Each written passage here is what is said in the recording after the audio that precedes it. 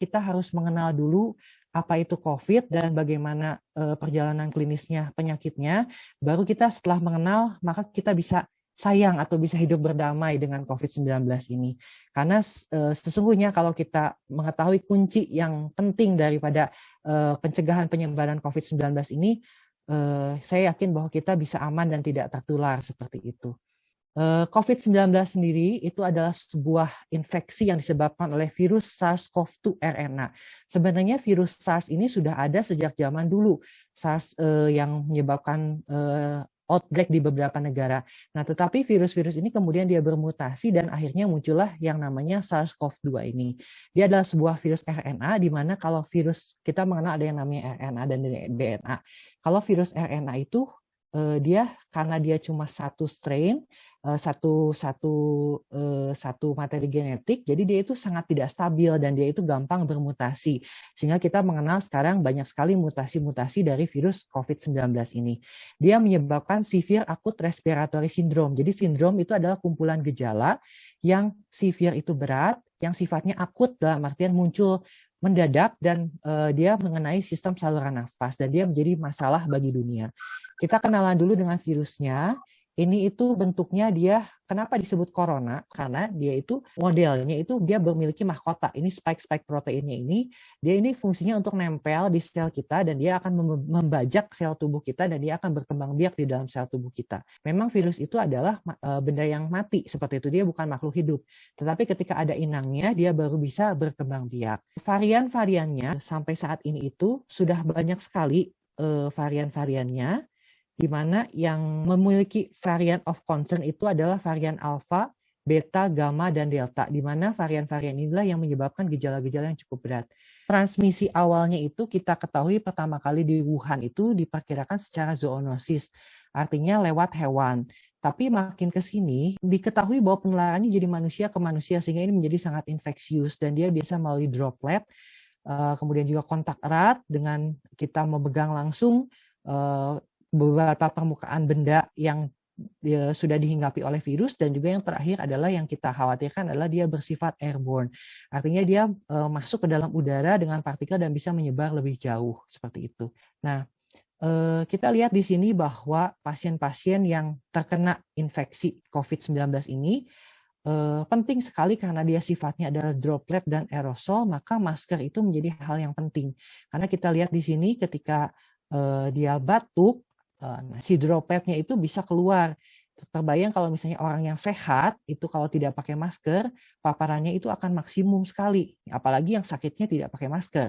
Jadi memang untuk yang sakit maupun yang sehat, semuanya harus pakai masker supaya dropletnya ini tidak terlalu banyak keluar, tertahan oleh masker, dan yang sehat juga tidak menghirup dropletnya tersebut ya.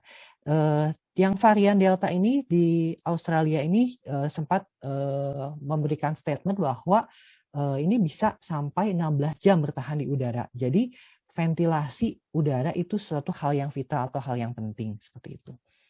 Nah, perkembangannya sendiri pertama kali COVID ini tanggal 30 Desember, first outbreak dari Cina, dari Wuhan, di ibu kota provinsi Hubei. Nah, tanggal 2 Maret itu kalau kita ingat pertama kasus COVID pertama ketemu di Indonesia dan itu kita mulai panik.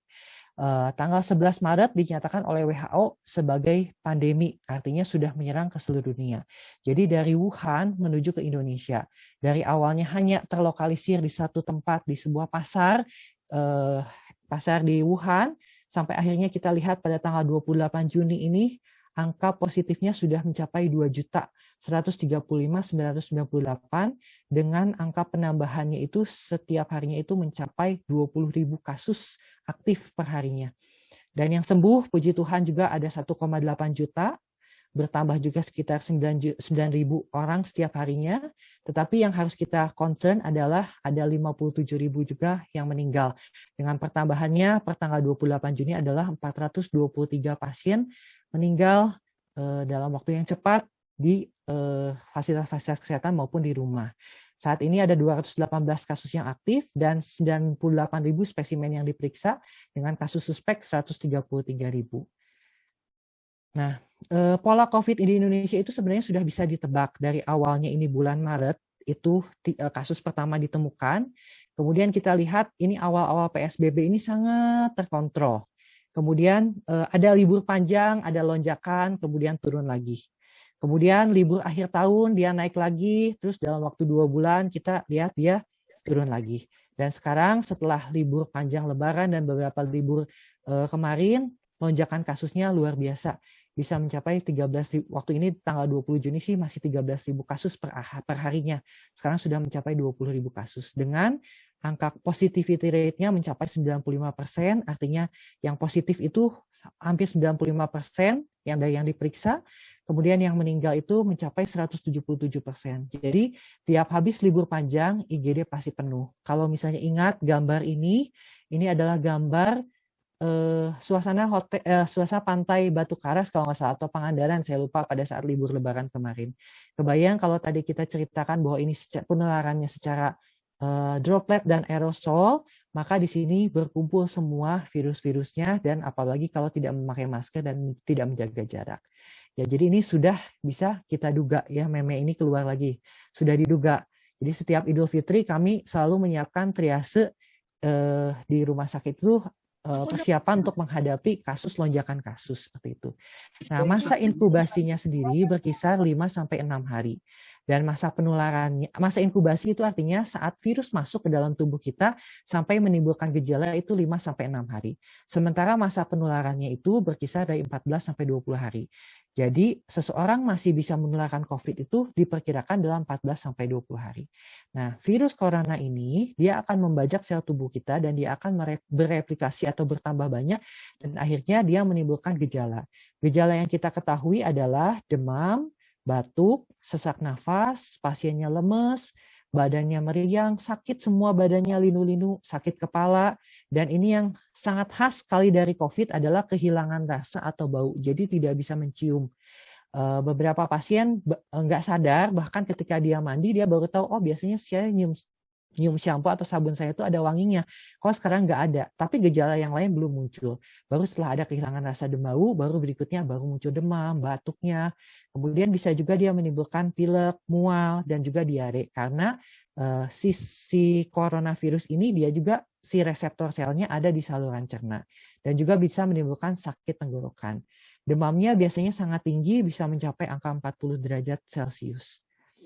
Nah, kemudian kriteria diagnosanya sendiri, pasien-pasien itu dikategorikan berdasarkan gejala dan pemeriksaan penunjangnya itu ada kasus suspek atau kasus dugaan, kasus probable, berarti ini kasusnya lebih tinggi dari suspek lagi, makin curiga kita dengan COVID-19-nya, dan kasus yang terkonfirmasi, artinya kalau terkonfirmasi itu PCR-nya sudah positif. Atau nanti ada beberapa kriteria lagi dari swab antigen positif juga bisa kita masukkan dengan kategori terkonfirmasi. Di mana kasus terkonfirmasi ini spektrum gejalanya ada yang dari orang tanpa gejala, artinya mereka tidak bergejala sama sekali tapi PCR-nya positif gitu. Atau pasiennya bisa ada gejala ringan, mulai dari yang tadi kehilangan penciuman sampai gejala sedang, berat, dan kritis dirawat di rumah sakit, dipasang ventilator, dirawat di ICU COVID seperti itu. Dari yang anosmia yang tidak bisa mencium, tidak bisa merasa, demam, batuk, pilek, bahkan sampai mengalami kegagalan pernapasan sampai harus dipasang ventilator.